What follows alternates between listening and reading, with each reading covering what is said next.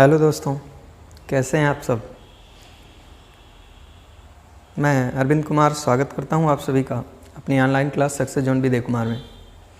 मित्रों, इस समय जो परिस्थितियां हैं हमारे सामने, इस समय जैसी स्थिति है, एक ऐसी बीमारी से हम जूझ रहे हैं जिसका अभी हमारे पास कोई उपचार नहीं है। सिर्फ बचाव के कुछ उपायों का प्रयोग करके ही हम उससे लड़ सकते हैं। और ऐसी स्थिति में जबकि हमारे पास सिर्फ और सिर्फ बचाव है, तो उस बचाव का हम पूरी तरीके से प्रयोग करेंगे। सरकार द्वारा सुझाए गए जो भी मानदंड हैं, जो भी नियम कानून हैं, उनका हम पूरी तरीके से पालन करेंगे और प्रयास करेंगे अपनी सहभागिता दिखाने का सही तरीके से। चाहे वो प्रशासन हो, चाहे वो हमारे डॉक्टर्स हों, जो भी हों, उनका हौसला बढ़ाने के लिए उनके साथ सहभागिता प्रदर्शित करने का प्रयास करेंगे। कहीं भी उनके रास्ते में रुकावट बनने का प्रयास हम नहीं करेंगे और इस तरीके से हम अपने आप को भी स्वस्थ रखेंगे, अपने आसपास के लोगों को भी स्वस्थ रखेंगे, पूरे समुदाय को स्वस्थ रखेंगे। मित्रों, हम इस समय सर्वनाम पर चर्चा कर रहे थे। सर्वनाम पर हमारे विचार एक दूसरे से साझा हो रहे थे और सर्वनाम में हम लोगों ने 3 प्रकार के सर्वनाम पढ़े: पुरुषवाचक सर्वनाम, निजवाचक सर्वनाम और निश्चयवाचक सर्वनाम। अभी आगे की क्लास पर जो हम चर्चा करेंगे, जैसा कि मैंने आपको स्ट्रक्चर उस समय बताया रहा होगा, अगली चर्चा का विषय जो हमारा होगा वो होगा अनिश्चयवाचक सर्वनाम। कौन सा होगा? अनिश्चयवाचक सर्वनाम। अनिश्चयवाचक सर्वनाम।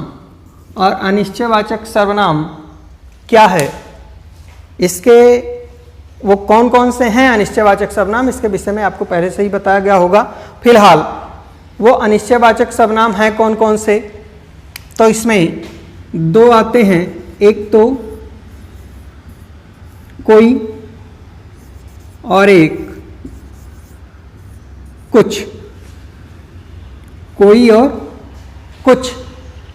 इसमें कोई जो है वह प्रयोग होता है किसके लिए? व्यक्तियों के लिए। किसके लिए प्रयोग होता है? व्यक्तियों के लिए। कोई किसके लिए प्रयोग होता है? व्यक्तियों के लिए। कुछ किसके लिए प्रयोग होता है? वस्तुओं के लिए। किस चीज के लिए प्रयोग होता है?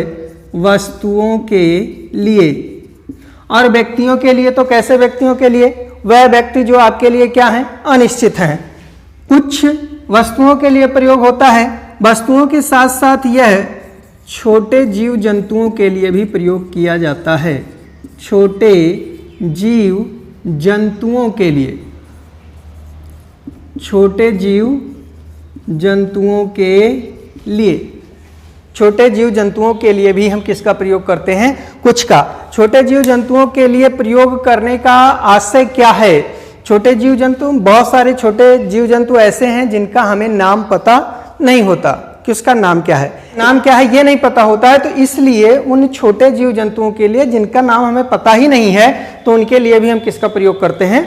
कुछ का प्रयोग करते हैं। अब देखिए, जैसे इसे प्रैक्टिकली समझिए। प्रैक्टिकली समझिए क्या है, उदाहरण रटने की आपको आवश्यकता नहीं है। वास्तव में ये कोई और कुछ जो है, इसे हम कैसे समझेंगे, ये बिल्कुल प्रैक्टिकली तरीके से आप समझ लीजिए, आपको समझ में आ जाएगा।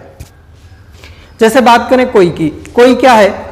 किसके लिए प्रयोग हो रहा है? व्यक्तियों के लिए। जैसे मान लीजिए अंधेरा है, अंधेरे में आप कमरे के बाहर खड़े हैं, अपने कमरे के बाहर आप अंधेरे में खड़े हैं, सामने से कोई आ रहा है। वह जो सामने से आ रहा है वह आपका मित्र है, आप उसका नाम जानते हैं, आपका मित्र है, लेकिन अंधेरा होने की वजह से आप उसे देख नहीं पा रहे हैं और ना देख पाने की वजह से वो आपके लिए क्या है? अनिश्चित है। ऐसी स्थिति में आप क्या प्रयोग करेंगे?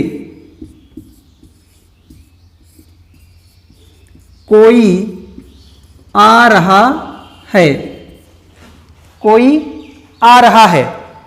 यह बात आप समझिएगा कि उस स्थिति में, जिस स्थिति में वो आपका मित्र है लेकिन आप उसे देख नहीं पाते, तो ऐसी परिस्थिति में आप उसके नाम के स्थान पर, जैसे मान लीजिए वो आपका मित्र राम है, तो राम आ रहा है।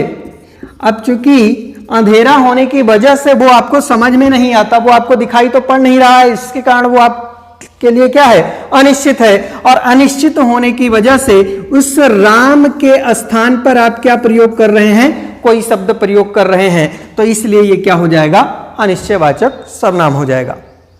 बात क्लियर हो रही है कि यहां पर कोई आ रहा है। जैसे मान लीजिए आप घर के अंदर में हैं, दरवाजे पर दस्तक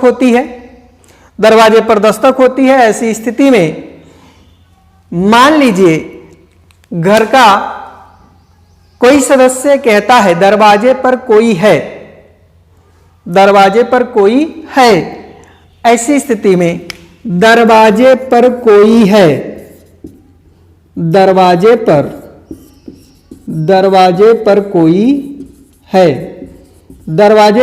है, ऐसी स्थिति में कि दरवाजे पर कोई है, वह व्यक्ति आपका कोई मित्र, कोई रिश्तेदार, कुछ भी हो सकता है, लेकिन वो आपके लिए क्या है, अनिश्चित है। इसलिए उसके नाम के स्थान पर आप क्या प्रयोग कर रहे हैं, कोई प्रयोग कर रहे हैं, तो ये कोई क्या हो जाएगा, अनिश्चयवाचक सर्वनाम हो जाएगा।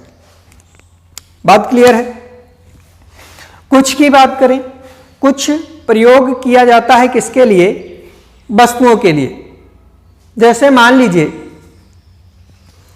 कि आप अपने घर में किसी कमरे में हैं और बगल के कमरे में घर का कोई दूसरा सदस्य है, ऐसी स्थिति में वो मान लीजिए कोई काम कर रहा है अपना, और अचानक धड़ाम की आवाज होती है,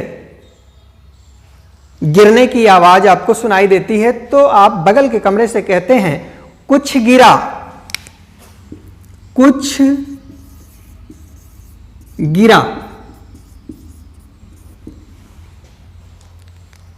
गिरा। गिरने की आवाज से आप ये कहते हैं कुछ गिरा, लेकिन चूंकि आप उसे देख नहीं रहे हैं, ना देख पाने की वजह से वो आपके लिए क्या है, अनिश्चित है। वह जो गिरा है वह कोई सामान हो सकता है, पुस्तक हो सकती है, कोई मेज हो सकती है, कुर्सी हो सकता है, कोई भी घर का कोई भी सामान हो सकता है जो उस समय वहां गिरा है, उसके स्थान पर आपने क्या प्रयोग कर दिया, कुछ का प्रयोग कर दिया। ऐसी स्थिति में कुछ क्या हो जाएगा, अनिश्चयवाचक सर्वनाम हो जाएगा। ये बात पूरी तरीके से क्लियर है, इसे बिल्कुल प्रैक्टिकली समझ लीजिए। एग्जाम्पल्स चाहे जैसे आएंगे वो आपको क्लियर हो जाएंगे आसानी से। तो कोई व्यक्तियों के लिए प्रयोग किया जाएगा, कुछ वस्तुओं के लिए। छोटे जीव जंतुओं की बात जैसे किया जाए, छोटे जीव जंतु, मान लीजिए खाना खाने के लिए बैठे, आप खाना खाने के लिए बैठे, तो जैसे खाने में मक्खी गिरी हुई है, आप दिखाई पड़ रहा है आपको कि वो क्या है, मक्खी है। ऐसी स्थिति में आप कहेंगे कि मक्खी पड़ी है।